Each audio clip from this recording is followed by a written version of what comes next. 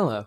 In today's video, we will be taking a look at an alternative method to adding a roof to your projects, this being the Roof Generator tool, which is an ideal tool for those wishing to create more complex roof structures without the need for manual editing.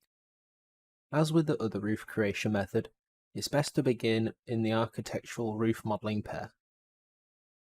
To add the sketch roof itself, go to the Roof menu within the Modelling tab and go to the Roof Generator.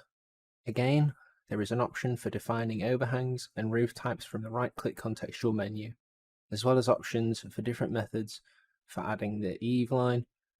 For this example, pick the Add by Lines command and then click the Truss button to set the parameters for this roof.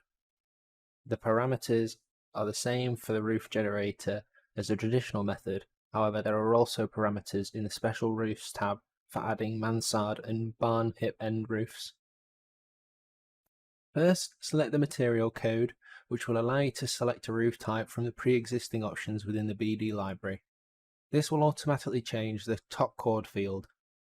Next, the pitch can be altered, making sure the value entered has a capital A suffix.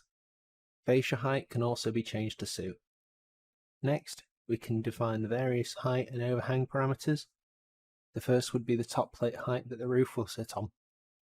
Either type this value in manually, select the Get button to choose it from the 2D or 3D models.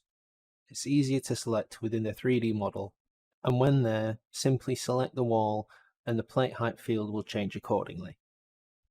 Next, we have a set of 3 values that need 2 defining before selecting the Calculate button on the third to define that value. This is based on all the parameters for that roof. For instance, if an overhang value is defined here and an over the wall height value here, then press Calculate next to the eave height to obtain the correct value. Once defined as required, click OK to begin adding the eave line.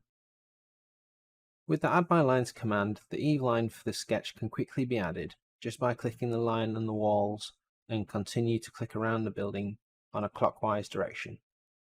Once complete, click OK to confirm. A sketch roof will then be added, however it's best to edit the gables in 2D, noting that you cannot edit the sketch roof without utilising commands from the Roof Generator contextual options. These are accessed by first selecting the sketch roof and then by left clicking the grip points, you can then move the eave line of the roof.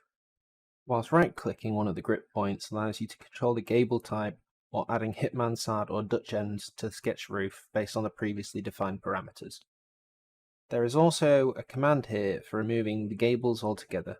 For example, this sketch roof could be converted to gable ends by using the remove gable command on this edge here, and then using the gable command on these 2 edges. The last step is to then convert the sketched roof into actual roof slopes by selecting the sketched roof and selecting Convert Surfaces to Roof. Note, once complete, it is not possible to add or remove gables. This concludes this video in this series on the Roof Generator. Join us for our next video on trusses. Thanks for watching.